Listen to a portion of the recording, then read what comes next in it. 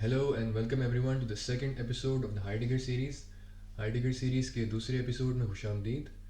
अब इससे पहले कि मैं अपनी गुफ्तगू का आगाज़ उस पॉइंट से शुरू करूं जहां से मैंने पिछले वाले एपिसोड में अपनी बात को थोड़ा सा अधूरा छोड़ दिया था, मैं चाहता हूं कि हम थोड़ा सा ना पिछले वाले एपिसोड को रिवाइज़ कर लें।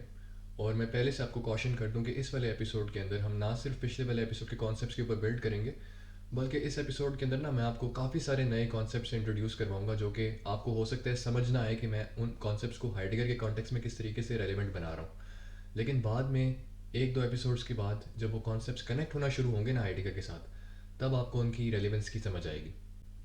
हाइडेगर एक बहुत मुश्किल थिंकर है और मैं चाहता हूँ कि मैं उसके साथ इंसाफ करूँ। इसलिए जो मैंने प्रॉब्लम डोमेन पकड़ी है ना, अबाउट व्हाट इज़ इंटेलिजेंस, यानी अक्ल और जहानत किस चीज़ का नाम है, तो इसके अंदर ना मैं आपको थोड़ा सा डीप लेके जाना चाहता हूँ। क्योंकि हाइडेगर की फ़िलासफ़ी को समझने के लिए ना सबसे पहले आपने अपने अंदर एक शऊर पैदा करना है कि जो उसने सवाल उठाया है ना about the question of being, जिसके बारे में हमने अभी तक कोई बात नहीं की और अभी हम करेंगे भी नहीं, तो उसकी जो एक ज़रूरत है ना वो क्यों उसको पेश आई। तो मैंने काफ़ी सोचा कि मैं किस एंगल से इस प्रॉब्लम को अप्रोच करूँ। अगर मैं एक बहुत ही हाईली एब्स्ट्रैक्ट वे के अंदर, जिस तरीके से बीइंग एंड टाइम के पहले पेज से हाइडेगर स्टार्ट करता है, अगर मैं वो अप्रोच लेके चलता ना तो हो सकता है कि आपको उस प्रॉब्लम की रेलिवेंस समझ ना आती। तो इसलिए मैंने सोचा कि जो बेस्ट एंगल ऑफ अटैक है ना, that can be through the problem of intelligence. इसलिए मैंने इंटेलिजेंस को पकड़ा। और बाद में जब आपको हाइडेगेरियन कॉन्सेप्ट इंट्रोड्यूस करवाऊंगा ना और आप उनकी रेलिवेंस समझाऊंगा, तो आहिस्ता आहिस्ता आपको ये सेंस मिलेगा कि ये वाली पर्टिकुलर प्रॉब्लम को मैंने किस तरीके से हाइडेगर से रिलेट किया है। और इस प्रॉब्लम को समझते हुए हम हाइडेगर के अपने वर्ल्ड व्यू के अंदर किस तरीके से दाखिल हो सकते हैं। हम कैसे एक हाइडेगेरियन सिचुएटेड पॉइंट ऑफ व्यू से दुनिया को नए सिरे से देख सकते हैं। क्योंकि जो फिलॉसफी है ना उसका सिर्फ ये काम नहीं है कि आपको कॉन्सेप्ट समझाए, वो एक पर्सपेक्टाइवल शिफ्ट लेके आती है आपके अंदर। जिस तरीके से आप दुनिया को देखते हैं ना, उसके अंदर एक ट्रांसफॉर्मेशन लेके आती है। एक राइटर ये भी कर सकता है कि वो कॉम्प्रिहेंसिबल होने के लिए वो अपने आप को ऑडियंस के लेवल पे ले आए। लेकिन हो सकता है कि जो बात है, जो वो बात कन्वे करना चाह रहे हैं, उसमें ऐसी गहराइयाँ और पेचीदगियाँ हैं कि उसको समझाने के लिए जो ऑडियंस है ना उसको थोड़ी मेहनत करनी पड़ेगी। तो मैं चाहता हूँ कि हम इस एपिसोड में थोड़ी सी मेहनत करें। कुछ मुश्किल कॉन्सेप्ट आपको इंट्रोड्यूस करवाऊंगा, लेकिन I promise you it will pay of in the end. तो अभी हम बात करते हैं न्यूएल एंड साइमन के सिंबॉलिक एआई प्रोग्राम की। अब इस सिंबॉलिक एआई को जॉन हेगल ने टर्म दी है गुड ओल्ड फैशन एआई। तो हम थोड़ा सा रिवाइज कर लेते हैं कि इस प्रोग्राम की जो मेन प्रॉपर्टीज़ हैं वो क्या थी, और उसके बाद हम इसको क्रिटिक करेंगे। पिछले वाले एपिसोड के एंड पे मैं थोड़ा सा न्यूरल नेटवर्क्स की बात शुरू करने लगा था, तो उस पर भी हम आएंगे इस एपिसोड के अंदर। लेकिन फ़िलहाल हमारा ये टास्क है कि हमने न्यूलन साइमन का जो सिंबॉलिक एआई का प्रोग्राम है उसको ना एक बड़े कॉन्क्रीट और क्लियर टर्म्स में समझना है। तो अगर देखा जाए ना तो ये एक कार्टेशियन एजम्पशन के ऊपर बेस्ड है, जो कि एक तरह से ना हमारा कॉमन सेंस व्यू बन चुका है। और वो व्यू क्या है? वो नज़रिया ये है कि सब्जेक्ट्स और ऑब्जेक्ट्स के दरमियान हमारा जो माइंड है वो एक तरह से दुनिया की तस्वीर बनाता है। और इसके अंदर हमने बहुत सारे डिफरेंट फिलोसफर्स को मेंशन किया था पिछले वाले एपिसोड में, और बहुत ब्रीफली ब्रीफली टच किया था। इस एपिसोड में ना आप विटगेंस्टाइन की वो बात याद करें कि विटगेंस्टाइन ने कहा था कि the world is a totality of facts. और इसमें मैं ये ऐड करता चलूँ कि विटगेंस्टाइन ने ये भी कहा था कि जो हमारी लैंग्वेज है ना वो एक तरह से वर्ड्स को ना सिंबल्स की तरह इस्तेमाल करके ना उन ऑब्जेक्टिव फैक्ट्स की तरफ पॉइंट करती है। ठीक है, यानी वर्ल्ड को हम डीकम्पोज कर सकते हैं इनटू स्टेट्स ऑफ अफेयर्स। तो अगर हम विटगेंस्टाइन की बात को थोड़ा सा समराइज़ करें ना और उसका इन्फ्लुएंस देखें इस सिंबॉलिक एआई के प्रोग्राम के अंदर, तो जो सिंबॉलिक एआई है ना वो दुनिया को as a database of facts conceive कर रही है, और वो रूल्स और प्रोग्राम्स अप्लाई करके ना उन फैक्ट्स को सिंबल्स में कन्वर्ट करके उन सिंबल्स को मैनिपुलेट कर रही है ताकि वो प्रॉब्लम्स को सॉल्व कर सके। तो अब आप इमेजिन करें कि ना आपने एक आर्टिफिशियल जनरल इंटेलिजेंस बनानी है। इसका मतलब क्या है? इसका मतलब ये है कि जैसे इंसान हर सिचुएशन और हर कॉन्टेक्स्ट के लिहाज से ना एक बहुत wide variety of problem domains के अंदर ना इंटेलिजेंटली बिहेव कर लेते हैं, इन कॉन्ट्रास्ट टू एआई, जो कि जिस तरह अगर मैं एक चेस प्लेइंग बोर्ड की एग्जांपल लूँ, तो एक चेस प्लेइंग बोर्ड जो है वो चेस खेलने में इतना माहिर होगा कि वो दुनिया में सारे के सारे चेस प्लेयर्स को हरा सकता है, और इंसान की जो अपनी चेस प्लेइंग एबिलिटी है वो करीब भी नहीं पहुंच सकती उस एआई के। मैं इसमें स्टॉक फिश की आपको एग्जांपल देता हूँ। स्टॉक फिश एक इतना ज़बरदस्त प्रोग्राम है कि जो दुनिया का जो सबसे ज़बरदस्त ग्रैंड मास्टर है ना वो करीब भी नहीं पहुंच सकता स्टॉक फिश के। तो इसमें आपने ये चीज़ नोटिस करनी है कि जो स्टॉक फिश एआई है ना वो एक बहुत ही लिमिटेड किस्म की ना प्रॉब्लम डोमेन के अंदर एक एक्सपर्ट है। जो इंसान है ना, इंसान एक बहुत wide variety of problem domains के अंदर ना इंटेलिजेंटली बिहेव कर लेता है। ये जो हमने अभी ऑब्जर्वेशन की है ना इसकी हम थोड़ी सी बारीकी में जाएंगे। अब अगर हम गुड ओल्ड फैशन एआई की बात करें, तो गुड ओल्ड फैशन एआई जो है ना वो चार डिफरेंट स्टेजेस के ऊपर बेस्ड है। सबसे पहली स्टेज है सेंसेशन, फिर रिप्रेजेंटेशन, फिर रीजनिंग या प्लानिंग और फिर एक्शन। ठीक है, तो ये एक पूरा आपका लूप बना हुआ है। तो सिंबॉलिक एआई और गोफाई के मुताबिक इस तरीके से ना एक जनरल प्रॉब्लम सॉल्वर रीज़न कर सकता है, क्योंकि उनका क्या हाइपोथेसिस था कि कोई भी एजीआई जो होगी वो at its most fundamental level एक सिंबल प्रोसेसिंग यूनिट है, यानी कि वो एक सिंबल्स को प्रोसेस करने का सिस्टम है। तो हमारा माइंड क्या करता है कि वो ना रिप्रेजेंटेशंस को इस्तेमाल करके ना दुनिया की एक पिक्चर बनाता है और उनके अंदर से ना कॉन्सेप्ट्स को एक्सट्रैक्ट करके ना उनके ऊपर सिंबॉलिक मैनिपुलेशंस करता है। तो अब ज़रा ना हम एक इंटेलिजेंस की एक प्रोविजनल डेफिनेशन देते हैं, टेम्परेरी डेफिनेशन, जो कि फ़िलहाल ये है कि intelligence is the ability to solve problems across a wide variety of different context. ठीक है, तो प्रॉब्लम सॉल्विंग को हमने रिलेट किया इंटेलिजेंस के साथ। हर प्रॉब्लम के अंदर ना एक करंट स्टेट होती है और एक गोल स्टेट होती है। तो आपने एक सीक्वेंस ऑफ स्टेप्स लेना है कि जिसके थ्रू ना आप करंट स्टेट से गोल स्टेट तक जाएंगे। अब जब आपने किसी भी एक प्रॉब्लम सॉल्वर को एक प्रॉब्लम देनी है ना, तो उसने ये कंसिडर करना है कि उस प्रॉब्लम को सॉल्व करने के लिए ना कौन सी फैक्ट्स उसके लिए रेलिवेंट है। जैसे कि अगर एक चेस प्लेइंग एजेंट है ना, तो चेस प्लेइंग एजेंट के लिए ज़रूरी है समझना कि जो बोर्ड की करंट स्टेट है ना वो क्या है, यानी कि किन किन पोजीशंस पे कौन से पीसेस पड़े हुए हैं। उसके अलावा उसके पास ये इन्फॉर्मेशन होना ज़रूरी है कि रूल्स ऑफ द गेम क्या है, किन पीसेस को आप किस तरीके से मूव कर सकते हैं, और उसके बाद उसको पता होना चाहिए कि गोल स्टेट क्या है, यानी कि आपने इवेंचुअली किंग को चेक करना है। ठीक है, तो उसके बाद ना आप ऑन एवरेज अगर देखें ना, ऑन एवरेज 30 मूव्स की ना गुंजाइश होती है। ठीक है, ज़रूरी नहीं है कि एग्जैक्टली 30 हो, मैं कह रहा हूँ ऑन एवरेज 30 मूव्स की गुंजाइश होती है। और अगर देखा जाए तो एक एवरेज गेम ऑफ चेस जो है ना वो 60 मूव्स के ऊपर मुश्तमिल होती है। तो अगर आप 30 पावर 60 करें ना, तो इतनी possible games of chess exist कर सकती हैं। तो आपने जो है ना इस सारी की सारी सर्च स्पेस के अंदर से ना आपने एक ऐसा पार्ट ढूंढना है कि जिसके अंदर एंड पे आप जो आके किंग को चेक कर दें। ठीक है, तो सर्च स्पेस जो है ना आपकी वो बहुत वास्ट है। सर्च स्पेस का क्या मतलब है कि आपने सारी की सारी पॉसिबिलिटीज़ कंसिडर करनी है कि जिनके थ्रू अपना ऑब्जेक्टिव अचीव कर सकते हैं। अब इसके अंदर आप देख रहे हैं कि हालांकि इस प्रॉब्लम डोमेन के अंदर जो आपके पास इंफॉर्मेशन है ना, जिसको आपने रिप्रेजेंट किया हुआ है, जो आपकी करंट स्टेट है, उसके अंदर ना सिर्फ आपने ये नोट करना है कि कौन सा पीस कहाँ पड़ा हुआ है। ठीक है, और चेस बोर्ड के अंदर 64 डब्बे होते हैं, तो ये मेमोरी के अंदर आप बड़े आराम से स्टोर कर सकते हैं। लेकिन उसके बाद जो वो पीसेज है ना, वो जिस तरीके से बोर्ड पे अरेंज हो सकती है ना, उनकी पॉसिबिलिटीज़ इतनी ज़्यादा है ना, इतनी ज़्यादा है। जिस तरह अगर देखा जाए ना, तो जो मैंने आपको एक नंबर दिया ना 30 पावर 60, अगर इसको आप कंप्यूट करें ना, this number is more than the number of atoms in the universe. ठीक है, इतनी ज़्यादा पॉसिबल गेम्स ऑफ चेस हो सकती हैं। तो कहने का मकसद ये है कि इतने स्मॉल फाइनाइट सेट के अंदर भी ना आपके पास बेतहाशा पॉसिबिलिटीज़ हैं। सही है, अब ये तो एक क्लोज प्रॉब्लम डोमेन होगी। मैं आपको एक और एग्जांपल देता हूँ कि जैसे आपका ये टास्क है कि आपने ना अपने दो दोस्तों के दरमियान सुलह करवानी है। अब वो दोनों आपके दोस्त हैं और आपस में लड़े हुए हैं। तो जब आप सुलह करवा रहे होंगे ना, तो सिर्फ आपका ये मकसद नहीं होगा कि आप उनके दरमियान सुलह करवा दें। आपने ये भी देखना है कि आपने दोनों को अपना फ्रेंड रखना है। ठीक है, आप किसी एक की साइड नहीं ले सकते। हर मोमेंट पे ना आपके सामने नए नए फैक्टर्स आएंगे कि जो कि इस प्रॉब्लम के लिए रेलिवेंट हो सकते हैं। आप एक चेस के बोर्ड की तरह ना फुली उन सारे के सारे फैक्टर्स को ना लिमिट नहीं कर सकते कि कौन से फैक्टर्स मुझे रिक्वायर्ड है इस प्रॉब्लम को सॉल्व करने के लिए। और जो गोल स्टेट है ना, गोल स्टेट इतनी क्लियर नहीं है। जिस तरह एक ब्यूटीफुल पेंटिंग है ना, वो सिर्फ एक तरीके से खूबसूरत नहीं हो सकती, वो बहुत सारे डिफरेंट तरीक़ों से खूबसूरत हो सकती है, और इसमें लोग आपसे डिसएग्री भी करेंगे। तो आपने उस टाइम पे ना प्रोसेस के दौरान इस चीज़ को रियलाइज़ करना है कि मैं किन किन डिफरेंट फैक्टर्स को इसमें शामिल कर सकता हूँ, कौन से फैक्टर्स में रेलिवेंट हो सकते हैं। सिर्फ उसमें ये नहीं होगा कि मैं कौन से वाले पेंट्स इस्तेमाल करूँ, मैं क्या चीज़ डिपिक्ट करना चाह रहा हूँ, मैं क्या मैसेज कन्वे करना चाह रहा हूँ, मैं कितने बड़े कैनवस पे अपनी पेंटिंग बनाना चाहता हूँ। तो कहने का मतलब यह है कि open ended real world situations के अंदर ना, जिनसे ह्यूमंस डील करते हैं, उनके अंदर प्रॉब्लम ये नहीं होती कि आपने करंट स्टेट को गोल स्टेट में कन्वर्ट करना है। प्रॉब्लम ये होती है कि आपके सिचुएशन के इन्वॉल्वमेंट के साथ साथ गोल्स भी खुद तब्दील हो सकते हैं। तो अगर हम दोबारा से गोफाई की बात करें और हम इमेजिन करें कि हम खुद एक गोफाई हैं। ठीक है, अब आप for the sake of this example आप ये सोचना छोड़ दें कि आप एक इंसान हैं। आप इमेजिन करें कि आप एक गोफाई हैं। अब गोफाई के अंदर क्या होगा कि एक मेमोरी बैंक होगा। उस मेमोरी बैंक के अंदर ना उसने जितनी भी आपके पास स्टेट्स ऑफ अफेयर्स हो सकती है ना दुनिया की, उनकी उसने ना एक सिंबॉलिक रिप्रेजेंटेशन बनाई हुई है। यानी कि उसने ना सिंबल्स के थ्रू ना ये इनकोड किया हुआ है कि जो आउटसाइड वर्ल्ड है ना वो कैसी है।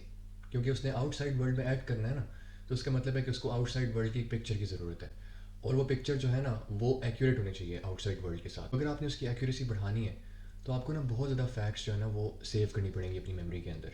लेकिन क्योंकि आपके पास एक मेमोरी कंस्ट्रेंट है, आप एक फाइनाइट प्रोग्राम है, आपके पास इन्फिनिट मेमोरी नहीं है, तो क्योंकि आपकी मेमोरी लिमिटेड है, आपने ना एक फाइनाइट सेट ऑफ स्टेट्स को मैप करना है। यानी कि आपने एक वर्ल्ड मॉडल बनाना है, आपने एक ऐसी रिप्रेजेंटेशन बनानी है कि जो कि आपको अपनी प्रॉब्लम डोमेन के मुताबिक ना रेलिवेंट इन्फॉर्मेशन दे। उस रिप्रेजेंटेशन को इस्तेमाल करके ना आप दुनिया में इंटेलिजेंटली बिहेव कर सकें according to the problem at hand. ठीक है, आप सारी की सारी फैक्ट्स को मैप नहीं कर सकते, आपको ना कुछ फैक्ट्स को ना इग्नोर करना पड़ेगा। तो फिर जब आप फैक्ट्स को अपनी मेमोरी में स्टोर करेंगे ना, तो उसके अंदर ना सबसे पहले प्रॉब्लम आएगा कि आपने पहले से कैसे डिसाइड करना है कि आपके जो गो फाइल है उसके अंदर कौन सी वाली फैक्ट्स जो है वो रेलिवेंट है और कौन सी वाली इररेलेवेंट है जिनको वो मैप कर रहा है। तो आपको शुरू में ही ना एक फ़िल्टर लगाना पड़ेगा जो कि डिटर्मिन करेगा कि क्या चीज़ रेलिवेंट है और क्या चीज़ नहीं है। अब ये इस चीज़ पे डिपेंड करेगा कि आपकी प्रॉब्लम डोमेन क्या है, आप किस प्रॉब्लम डोमेन की बात कर रहे हैं। उस प्रॉब्लम डोमेन के मुताबिक आप फैक्ट्स को फ़िल्टर आउट कर देंगे। लेकिन अगर आपने जनरल प्रॉब्लम सॉल्वर बनना है और आपने एक ओपन एंडेड प्रॉब्लम्स को सॉल्व करना है, तो उसके अंदर बहुत सारी ऐसी फैक्ट्स हो सकती हैं कि जो आपने अपने गो फाइल के अंदर शामिल ना की हों, लेकिन वो बाद में रेलिवेंट साबित हो जाए आपकी प्रॉब्लम के लिए। तो आप पहले से किस तरीके से डिटरमिन कर सकते हैं कि रेलिवेंट फैक्ट्स क्या होंगी। दूसरी लिमिटेशन है कि जैसे मैंने आपको बताया था ना, गो फाइल का पहला स्टेप है सेंसेशन। एक कार्टेशियन व्यू ना दुनिया का, उसके मुताबिक ना जो हमारा माइंड है ना वो एक टेबुलर रास्ता है, यानी कि हमारा माइंड एक ब्लैंक स्टेट है। जो दुनिया है ना वो उसके ऊपर इम्पेंज करती है। यानी कि आप इस तरह से इसको इमेजिन करेंगे जैसे एक फोटोग्राफिक प्लेट नहीं होती, जब उसके ऊपर लाइट पड़ती है ना तो उसका कलर चेंज हो जाता है, उसके ऊपर एक तस्वीर बन जाती है। तो उस तरह से ना जो कार्टेशियन व्यू है ना उसके मुताबिक जो आपका माइंड है ना वो भी एक तरह से एक ब्लैंक स्लेट है। सेंसेस के थ्रू ना उसके ऊपर जो आउटसाइड वर्ल्ड है ना उसकी एक पिक्चर बनती है। लेकिन अगर देखा जाए ना तो हमारी परसेप्शन इस तरीके से काम नहीं करती। मैं आपको एक एग्जांपल देता हूँ, आप इस पिक्चर को देखें। ये एक बड़ी फेमस एग्जांपल है to illustrate the concept I am trying to tell you about. इसके अंदर ना आप इस पिक्चर को दो डिफरेंट तरीक़ों से देख सकते हैं, या फिर ये एक यंग वुमन है या फिर एक ओल्ड वुमन है। ठीक है, तो एक तरह से ना आप जिस तरीके से इस पिक्चर को देख रहे हैं ना, आप एक मीनिंग इसके ऊपर इम्पोज कर रहे हैं। यानी कि एक मीनिंग है कि जो कि पिक्चर को एज अ होल कंस्ट्रक्ट करता है। ठीक है, इसमें जो हर पार्ट है ना इस पिक्चर का वो एक होल का सब कंपोनेंट होगा, और वो जो होल आप इसके ऊपर इम्पोज कर रहे हैं ना वो एक तरह से एक बिल्कुल ही अलग ओरिएंटेशन के अंदर भी काम कर सकता है। मतलब या फिर आप इसको एज एन ओल्ड वुमन देखेंगे या फिर इसको एज अ यंग वुमन देखेंगे। अगर आपको ये लग रहा है ना कि ये सिर्फ एक आइसोलेटेड एग्जांपल है, जो बाकी सारी दुनिया है ना उसको हम ऑब्जेक्टिवली देखते हैं, मतलब जैसे दुनिया वाकई है ना हम वैसे ही उसको देखते हैं। या फिर आप ये कह सकते हैं, अगर आप कार्टेशियन है, कि जो आपकी रिप्रेजेंटेशन है ना दुनिया की, वो एक तरह से दुनिया की जो असल एक स्टेट ऑफ अफेयर्स है ना, असल जो उसके अंदर ऑब्जेक्टिव फैक्ट्स हैं उनकी ना एक बहुत ही क्लोज रिप्रेजेंटेशन है। तो फिर मैं आपको ये कहूँगा कि ये भी चीज़ ट्रू नहीं है, क्योंकि आपकी जो परसेप्शन होती है ना उसका जो स्ट्रक्चर होता है वो हमेशा इस चीज़ पे डिपेंड करता है कि आपके एज एन ऑर्गेनिज्म क्या गोल्स हैं। ठीक है, आप एक एम्बॉडीड एजेंट हैं जिसके कुछ पर्पसेस और गोल्स हैं, और आपकी जो दुनिया है ना उसके अंदर वो वाली चीज़ें आपके सामने उभर के एज ऑब्जेक्ट सामने आती हैं कि जो कि ना आपके एक्शंस के साथ कनेक्टेड होती हैं। ठीक है, आप कभी भी ना दुनिया को एज ए न्यूट्रल सबस्ट्रेट नहीं देखते। ठीक है, दुनिया की सारी फैक्ट्स हैं ना आपके सामने, वो as neutral states of affairs नहीं आती, वो एक कॉन्टेक्स्ट इंडिपेंडेंट ऑब्जेक्टिव वे में कभी भी ना आपके सामने मैनिफेस्ट नहीं होती। जो परसेप्शन का प्रोसेस है ना वो इस गोफाई के मॉडल में जो कॉग्निशन या रीजनिंग है ना उसको प्रिसीड करता है। ठीक है, अब कॉग्निशन को ना इस वाले मॉडल में हम थर्ड स्टेप पे रख रहे हैं, लेकिन जो ओवरऑल पूरा का पूरा प्रोसेस है ना उसको हम कंसिडर कर रहे हैं कि ये बेसिकली इंटेलिजेंस का पूरा साइकिल है कि परसेप्शन, रिप्रेजेंटेशन, कॉग्निशन या थिंकिंग या प्लानिंग या रीजनिंग, और उसके बाद एक्शन लेना। अब इसकी मैं आपको एग्जांपल देता हूँ कि जो एक छोटा सा एक बच्चा होता है ना, एक बेबी की मैं बात कर रहा हूँ, उसके सामने जो आप कोई भी चीज़ लेके आते हैं ना तो उसका हाथ ऑटोमेटिकली जाके ना उसको ग्रैब करने की कोशिश करता है। अब ये हम सब ने ऑब्जर्व किया है, लेकिन ना इस वाले पैराडाइम के अंदर ना इसका एक बहुत डीप मीनिंग है, जो कि ये कि आहिस्ता आहिस्ता जब आप बड़े होते हैं ना तो आपका एक सेंस ऑफ सेल्फ डेवलप होता है। आप अपने आप को ना अपनी दुनिया के साथ सेपरेट करना सीखते हैं। लेकिन बेबीज़ जो है ना वो एक ऐसी स्टेट में एग्जिस्ट करते हैं कि for the first few days या मंथ्स, एक साइकोलॉजिस्ट आपको बेहतर बता सकता है, जो उनकी सेपरेशन है ना अपने सेंस ऑफ सेल्फ की दुनिया के साथ वो एग्जिस्ट नहीं करती। वो एक फ्लूइड कंटिन्यूम में एग्जिस्ट करते हैं जिसके अंदर उनको नहीं पता होता कि उनकी अपनी जो एग्जिस्टेंस है, उनका जो अपना सेल्फ है, उसमें और जो दुनिया के ऑब्जेक्ट्स हैं उनमें क्या फ़र्क है। तो एक तरह से जब वो एक ऑब्जेक्ट को देखते हैं ना तो वो ऑब्जेक्ट को ना न्यूट्रली परसीव नहीं कर रहे होते, ऑब्जेक्ट को वो देख रहे होते हैं एज समथिंग टू ग्रैब। तो उनका हाथ जो है ना वो खुद ब खुद जाके उसको पकड़ने की कोशिश करता है, क्योंकि उनको वो ऑब्जेक्ट जो है ना वो as a detached, isolated, context independent objective thing नहीं नज़र आ रहा। जिस तरह साइंस में हम ऑब्जेक्ट्स को स्टडी करते हैं ना, कि हम उस ऑब्जेक्ट को जो है ना as a subject looking at objects consider करते हैं, कि एक सब्जेक्ट एक ऑब्जेक्ट को देख रहा है और उसकी जो ऑब्जेक्टिव प्रॉपर्टीज़ हैं उनको लिस्ट डाउन कर रहा है। और उसके बाद ये सोच रहा है कि मैंने इस ऑब्जेक्ट के साथ क्या करना है, इसको मैंने किस तरीके से मैनिपुलेट करना है। लेकिन इन इट सेल्फ जो वो ऑब्जेक्ट को देख रहा है इंडिपेंडेंट ऑफ इस पर्पसेस, वो एक ऑब्जेक्टिव कॉन्टेक्स्ट इंडिपेंडेंट चीज़ है। तो जो एक बेबी है ना वो इस तरीके से नहीं देखता, वो एक प्राइमोर्डियल स्टेट में एग्जिस्ट करता है। जो बेबी के अपने एक्शंस हैं ना, जो बेबी के अपने पर्पसेस और गोल्स हैं, वो एक तरीके से ना उसकी परसेप्शंस के साथ ऐसे मिक्स हुए होते हैं ना कि उसकी परसेप्शन कभी भी जो है ना न्यूट्रल नहीं होती। उसकी परसेप्शन हमेशा उसके पर्पसेस और गोल्स के साथ इंटरट्वाइंड होती है। तो अगर हम एक एग्जांपल दें ना एक जनरल प्रॉब्लम सॉल्विंग एजेंट की, जो कि हैं human beings, the only example of AGI that we know. तो जो हमारी परसेप्शन होती है ना वो ऑलरेडी प्री स्ट्रक्चर्ड होती है। जो ऑब्जेक्ट्स होते हैं ना हमारी इन्वायरमेंट के अंदर, वो एक तरह से हमारे अपने एक्शंस के साथ इंटरट्वाइंड होते हैं। बेबी की एग्जांपल दी है ना, उस पर तो चीज़ बड़ी क्लियर कट है। लेकिन वैसे भी ना मैं आपको अगले एपिसोड के अंदर ना एक एग्जांपल दूंगा एब्जॉर्ब कोपिंग की। तो एब्जॉर्ब कोपिंग एक इस तरह की स्टेट होती है कि जिसके अंदर ना सब्जेक्ट और ऑब्जेक्ट के अंदर ना डिस्टिंक्शन एक्सिस्ट नहीं करती।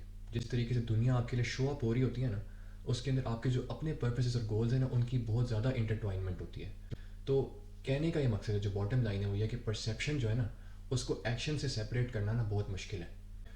तो जो परसेप्शन आपके जहन में आके एक रिप्रेजेंटेशन बनाती है ना इस वाले व्यू के मुताबिक, वो रिप्रेजेंटेशन जो है वो कभी भी जो है ना आपके पर्पसेस और एक्शंस और गोल्स साथ ना सेपरेटेड नहीं होती। कॉग्निशन के एडवेंट से पहले ना, कॉग्निशन के स्टार्ट होने से पहले दुनिया ऑलरेडी एक्शन के लिए रेडी होती है। ठीक है, वो ऑलरेडी इनवाइट कर रही होती है कि आप एक एक्शन लें। ठीक है, और जो बेबी होता है ना उसके अंदर जो एक्शन और परसेप्शन है उसका कोई गैप नहीं होता। उसकी जो परसेप्शन होती है ना वो एक ऐसे सेंसरी मोटर लूप के अंदर होता है कि परसेप्शन और एक्शन जो है ना उनके अंदर कोई फ़र्क नहीं होता। वो जब परसीव कर रहा होता है उसका हाथ खुद ब खुद जाके उसको ग्रैब कर रहा होता है। तो अगर देखा जाए ना तो जो गोफा है ना, गोफा जब एक रिप्रेजेंटेशन बनाएगी दुनिया की, तो उस रिप्रेजेंटेशन के अंदर ना वो दुनिया को 100% नहीं मैप कर सकती, क्योंकि जो दुनिया के अंदर फैक्ट्स हैं ना उनके इन्फिनिट डिफरेंट कॉम्बिनेशंस हो सकते हैं। ठीक है, इन्फिनिट डिफरेंट तरीक़ों से ना दुनिया शो अप कर सकती है उसके लिए। जिस तरह मैंने आपको एग्जांपल दिया ना कि हमारे लिए दुनिया इस तरीके से शो अप करती है कि डिफरेंट तरह के ऑब्जेक्ट्स उभर के हमारी कॉन्शियसनेस में हमारे सामने आते हैं और जो कि हमारे एक्शंस को इनवाइट कर रहे होते हैं। तो उसी तरीके से जो AI के अपने गोल्स होंगे ना उनके लिहाज से जो इन्वायरमेंट उसको in the first place as a representation show होगी ना, जो एक रिप्रेजेंटेशन वो बनाएगा दुनिया की, वो भी ना एक लिमिटेड सेट ऑफ फैक्ट्स होगा। ठीक है, जब आपने दुनिया को कार्व आउट करके उसकी एक रिप्रेजेंटेशन बनानी है ना, तो आपने हमेशा क्या करना है कि आपने एक एस्पेक्ट लेना है उसका। जिस तरह से मैं जब किसी भी चीज़ को देख रहा होता हूँ ना, तो वो उस चीज़ की 100% रियलिटी को मैं ग्रास्प नहीं कर रहा होता। मैं किसी अगर बोतल को उठा के देख रहा हूँ ना, तो मैं एक बोतल की एक साइड को देख रहा हूँ। तो वो साइड जो है ना वो उसका एक एस्पेक्ट है। एस्पेक्ट्स जो है ना वो बहुत डिफरेंट तरीक़ों से कंसेप्चुलाइज हो सकती हैं। सिर्फ एस्पेक्ट का ये मतलब नहीं है कि जिस तरह विजुअल परसेप्शन में मैं एक साइड चूज़ कर लिया उसको देखने के लिए। एस्पेक्ट्स जो है ना वो ऐसे भी हो सकते हैं, जैसे अगर आप म्यूज़िक सुन रहे हैं ना, तो म्यूज़िक के अंदर ना आप बीट के ऊपर फोकस कर रहे हैं, तो जो म्यूज़िक आपको सुनाई दे रहा है ना वो एक तरह से शिफ्ट होके ना उसके अंदर जो उसकी बीट वाला एलिमेंट है ना वो सेलियंट हो जाएगा आपके लिए, यानी कि वो उभर के सामने आ जाएगा। इसको जो है ना कहते हैं the foregrounding and backgrounding dynamic. तो चीज़ें जो आपके लिए सेलियंट होती हैं ना वो फोरग्राउंड में आती हैं, आपके सामने आ जाती हैं, और जो चीज़ें आपके लिए उस टाइम पे इररिलेवेंट होती हैं वो बैकग्राउंड में जाके कंसीड हो जाती हैं। तो इस तरह से ना चीज़ें जो है ना वो अपना एक एस्पेक्ट आपको शो कर रही होती हैं और एक एस्पेक्ट आपसे कंसील कर रही होती हैं। तो उस तरीके से जब आप किसी भी चीज़ की एक रिप्रेजेंटेशन बनाते हैं ना, तो आप उसको किसी एस्पेक्ट के थ्रू देख रहे होते हैं। तो अपने गोल्स और अपने पर्पसेस के मुताबिक ना आपकी जो परसेप्शन है ना वो थिंकिंग और कॉग्निशन के एडवेंट से पहले ही दुनिया को ना आपके लिए स्ट्रक्चर कर रही है। तो एक जो गोफाई होगी उसको भी ये काम करना पड़ेगा। गोफाई को भी अपने सेंसरी डाटा के थ्रू बहुत ज़्यादा उसके अंदर पहले से फ़िल्टरिंग करके ना अपने पर्पसेस और गोल्स के थ्रू ना उसके अंदर रेलिवेंट इन्फॉर्मेशन को एक्सट्रैक्ट करना होगा। अब अगर हम बात करें ना कि उसको किसी प्रॉब्लम को सॉल्व करने के लिए रेलिवेंट इन्फॉर्मेशन की ज़रूरत है, तो इस फिनोमिना की ना मैं आपको एक और एग्जांपल देता हूँ, जो कि यह है कि आप इमेजिन करें कि एक रोबोट है, और ये एग्जांपल ना बड़ी कॉमन है। इसके लिए ना मैं आपको कॉग्निटिव साइंस से ना एक एग्जांपल देता हूँ, एक बड़ी क्लासिकल एग्जांपल है। The example goes like this कि एक रोबोट है और उस रोबोट को पता है कि मैंने ना उस वाले रूम में जाके ना वहाँ से एक बैटरी लेके आनी है। तो वो उस रूम में जाता है और वहाँ देखता है कि बैटरी ना एक ट्रॉली पे पड़ी हुई है। तो वो कैलकुलेट करता है कि अच्छा अगर मैंने इस बैटरी को हासिल करना है तो सबसे एफिशिएंट तरीका ये है कि मैं इस ट्रॉली को पुल करूँगा ना अपनी तरफ, क्योंकि ट्रॉली के नीचे टायर है, तो मैं आराम से बैटरी को लेके आ सकता हूँ। लेकिन मज़े की बात ये होती है कि बैटरी के साथ एक बॉम्ब पड़ा होता है। ठीक है, और जब वो उसको ड्रैग करके लेके जा रहा होता है ना तो वो बॉम्ब एक्सप्लोड हो जाता है, तो रोबोट इज़ डिस्ट्रॉयड। तो उसके बाद एक नया रोबोट बनाते हैं गोफाई के रिसर्चर्स, और वो कहते हैं कि ना उसने ना सिर्फ अपने प्रॉब्लम को सॉल्व करना है, बल्कि उसने ये भी चीज़ कंसिडर करनी है कि इस मेरी प्रॉब्लम को सॉल्व करने के साइड इफ़ेक्ट्स क्या हो सकते हैं। मतलब कि अगर मैं वो वाली ट्रॉली ड्रैग करके लेके आ रहा हूँ, उसके ऊपर बॉम्ब पड़ा हुआ है, तो मैं खुद भी फट सकता हूँ इससे, तो मैंने साइड इफ़ेक्ट्स को भी लिस्ट करना है। तो फिर उसके बाद ना वो उसको एक ऐसा प्रोग्राम लिख के देते हैं कि वो ना फैक्ट्स को एनालाइज करे और ना वो डिटर्मिन करे कि क्या क्या साइड इफ़ेक्ट्स हो सकते हैं। ठीक है, तो वो ना क्या करता है कि वो जब उस कमरे में जाता है ना, तो वो सारी की सारी फैक्ट्स को कंसिडर करना शुरू करता है, क्योंकि जो उसका वर्ल्ड मॉडल है, यानी कि जो उसकी रिप्रेजेंटेशन है, बेसिकली क्लासिकल एआई के ऊपर बेस्ड है ना, वो बेसिकली दुनिया को फैक्ट्स के थ्रू रिप्रेजेंट करवा रही है ना, एक लिस्ट ऑफ फैक्ट्स के थ्रू। तो अगर आप फैक्ट्स को ऑब्जेक्टिवली परसीव करें तो फैक्ट्स तो इन्फिनिट हो सकती हैं। ठीक है, जिस तरह मैंने आपको बताया ना कि हमारे अंदर तो दुनिया के सारे एस्पेक्ट्स एक टाइम पे रिप्रेजेंटेड नहीं होते। हम दुनिया के एक लिमिटेड पोर्शन को ना बड़े एक सेलेक्टिव प्रोसेस के थ्रू ना फ़िल्टर आउट करके ना फोरग्राउंड और बैकग्राउंड करते हैं। जो चीज़ें हम अपनी परसेप्शन के अंदर फोरग्राउंड और बैकग्राउंड करते हैं ना, जिन चीज़ों को हम रेलिवेंट बनाते हैं, वो हमारे ऑलरेडी गोल्स और पर्पसेस के साथ ना रिलेटेड होती हैं। लेकिन आप इमेजिन करें कि जो गोफाई है ना, उसके पास एक ऐसी पावर है कि जो उसकी परसेप्शन है उसके अंदर उसको सारी की सारी फैक्ट्स जो है ना विजिबल है। तो वो ना उन फैक्ट्स को ना स्कैन करना शुरू करता है कि अच्छा ये रेलिवेंट है, ये रेलिवेंट नहीं है, ये चीज़ जो है ना साइड इफ़ेक्ट हो सकती है, साइड इफ़ेक्ट नहीं हो सकती। लेकिन क्योंकि जो फैक्ट्स हैं वो इन्फिनिट हो सकती हैं, जैसे कि वो सारा कुछ कंसिडर करना शुरू कर दे कि ट्रॉली का कलर क्या है, उसके टायर के नीचे ग्रीस तो नहीं लगी हुई, मतलब ये रूम तो एकदम एक्सप्लोर नहीं हो जाएगा। यहाँ पे अगर आप ऑब्जेक्ट करें ना कि नहीं, उसको सिर्फ रेलिवेंट फैक्ट्स को कंसिडर करना चाहिए, तो बात यह है कि उस सिचुएशन के अंदर ना आप पहले से कैसे डिटरमिन करेंगे क्या चीज़ रेलिवेंट है, क्या चीज़ नहीं है। आप ना एक इंसान बन के ना सोचें, आप एक सिंबॉलिक एआई बन के सोचें। ठीक है, इंसान के अंदर कॉमन सेंस होता है, बाद में हम बात करेंगे कॉमन सेंस कहाँ से आता है, लेकिन फ़िलहाल आप इमेजिन करें कि उसके पास ना एक इन्फिनिट मल्टीप्लिसिटी ऑफ फैक्ट्स है और उसके अंदर से उसने नैरो डाउन करना है कि कौन सी फैक्ट्स रेलिवेंट है। तो उसके सारी की सारी सर्च स्पेस को ना सर्च करना पड़ेगा, उसको हर फैक्ट को कंसिडर करके डिटरमिन करना पड़ेगा कि कौन सी फैक्ट रेलिवेंट है और कौन सी नहीं है। वो एक ए प्योरी मैनर के अंदर ना शुरू से ही ना बैठ के ये फैसला नहीं कर सकता कि इन वाली फैक्ट्स को ना मैंने इग्नोर करना है। इवेंचुअली होगा क्या कि वो जब फैक्ट्स को कंसिडर कर रहा होगा ना, कौन सी वाली मेरी सिचुएशन के अंदर साइड इफेक्ट हो सकती हैं और कौन सी नहीं हो सकती, तो वो ना इग्नोर किए बगैर ना अपनी कैलकुलेशन कभी कंप्लीट नहीं कर सकता, क्योंकि फैक्ट्स तो इन्फिनिट है। जब वो लिस्ट डाउन कर रहा होगा ना, जब कैलकुलेट कर रहा होगा, तो इस वेट के अंदर ना कि कैलकुलेशन पूरी हो, बॉम्ब उसका वैसे ही फट जाएगा। तो फिर उसके बाद जो रिसर्चर्स है ना, वो एक तीसरा रोबोट बनाएंगे। अब वो जो तीसरा रोबोट होगा ना, उसके अंदर ही उन्हें ये फीचर डाला होगा कि ये रोबोट जो है ना साइड इफेक्ट्स तो कंसिडर करेगा, लेकिन क्योंकि वो साइड इफेक्ट्स कंसिडर करने के लिए सारी की सारी फैक्ट्स को तो एनालाइज नहीं कर सकता, इतना तो टाइम ही नहीं है उसके पास कि एक इन्फिनिट फैक्ट्स के सेट को वो लिस्ट डाउन करे, फिर उसको क्रॉस चेक करे कौन सी रेलिवेंट है और कौन सी नहीं है। तो वो क्या करेंगे कि ना उसके अंदर ना एक रेलिवेंस फ़िल्टर, अब जो एक रेलिवेंस फ़िल्टर होगा ना, उसका एक काम होगा कि उसने ना बजाय कि कुछ फैक्ट्स को वो कंसिडर करे और फिर ये डिटर्मिन करे कि उसको उसने इग्नोर करना है या फिर उसको साइड इफेक्ट बनाना है, वो कुछ सेट ऑफ फैक्ट्स को ना in the first place perceive ही नहीं करेगा, इग्नोर कर देगा। लेकिन अब बात ये है कि आप उस कॉन्टेक्स्ट में कैसे स्पेसिफाई करेंगे कि आपने किन फैक्ट्स को फ़िल्टर करना है। आपको एक फ़िल्टर लगाना पड़ेगा शुरू में ही, तो उस फिल्टर के क्या रूल्स होंगे, क्योंकि सिंबॉलिक एआई तो सिंबल्स और रूल्स के ऊपर बेस्ड है ना। तो आप क्या हर कॉन्टेक्स्ट के बारे में एक रूल बना सकते हैं कि इसके अंदर क्या चीज़ रेलिवेंट हो सकती है और क्या चीज़ नहीं। अब अगर आप दुनिया में एग्जिस्ट करते हैं, दुनिया इतनी कॉम्प्लिकेटेड होती है, हर सिचुएशन का एक अपना इंडिविजुअल कॉन्टेक्स्ट होता है, कितने रूल्स बनाएंगे कॉन्टेक्स्ट के लिए। आप सारे के सारे कॉमन सेंस को एक सिंबॉलिक प्रोग्राम में क्या कन्वर्ट कर सकते हैं। आप क्या फुली स्पेसिफाई कर सकते हैं कि हमारे लिए हर सिचुएशन में क्या चीज़ इंपॉर्टेंट हो सकती है और क्या चीज़ नहीं हो सकती। कि आपने इस प्रॉब्लम को सॉल्व करने के लिए ना मार्विन मिन्स्की की तरह ना एक प्रोग्राम बनाया है कि जो कि ना ये डिटरमिन करता है कि हर सिचुएशन का क्या कॉन्टेक्स्ट होगा। मतलब वो जो प्रोग्राम है ना, उसने हर सिचुएशन में जाके ना सबसे पहले ये सोचना है कि अच्छा मैं अब किस कॉन्टेक्स्ट के अंदर हूँ। जब वो कॉन्टेक्स्ट डिटरमिन कर लेगा ना, तो फिर वो एक मॉड्यूल लेके आएगा, वो मॉड्यूल उसको बताएगा कि इस सिचुएशन के अंदर ना इस कॉन्टेक्स्ट के मुताबिक आपने इन फैक्ट्स को कंसिडर करना है और इन फैक्ट्स को नहीं करना।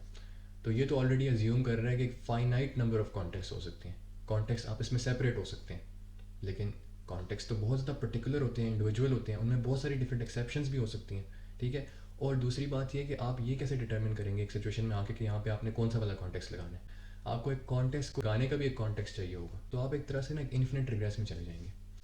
तो प्रॉब्लम सिर्फ ये नहीं है कि दुनिया के अंदर एक infinite multiplicity of facts exist करता है और रोबोट क्योंकि एक फाइनाइट सिस्टम है तो उसके अंदर मेमोरी के कंस्ट्रेंट्स हैं या कंप्यूटेशन पावर के कंस्ट्रेंट्स हैं, तो वो एक लिमिटेड सेट ऑफ फैक्ट्स को रिप्रेजेंट करवा सकता है। वो भी मसला अपनी जगह एग्जिस्ट करता है, लेकिन यहाँ पे आप इस चीज़ पे फोकस करें कि उस रोबोट के पास ना कोई नॉन सर्कुलर तरीका नहीं है ये डिसाइड करने का कि कौन सी जो इन्फॉर्मेशन है वो रेलिवेंट है और कौन सी इरेलीवेंट है। क्योंकि जिस तरीके से वो दुनिया को परसीव करेगा ना और ऑब्जेक्ट्स उसके लिए शो अप करेंगे, तो उसके लिए भी ना उसको ये डिसाइड करना पड़ेगा कि कौन सी चीज़ रेलिवेंट है और कौन सी इरेलीवेंट। वो सिचुएशन को एक ऑब्जेक्टिव मैनर में एनालाइज करके नहीं डिटरमिन कर सकता कि उसने किस चीज़ को रेलिवेंट बनाना है और नहीं बनाना। जिस तरीके से world in the first place उसके पास शो अप करेगी ना, वो भी ऑलरेडी रेलिवेंट होनी चाहिए जिस तरीके से ह्यूमंस के अंदर होती है। तो यहाँ से सर्कुलरिटी एंटर होती है। तो इन एग्जाम्पल्स के बाद ना हमें तीन कॉन्सेप्ट्स के अंदर ना डिफ्रेंशिएट करना है।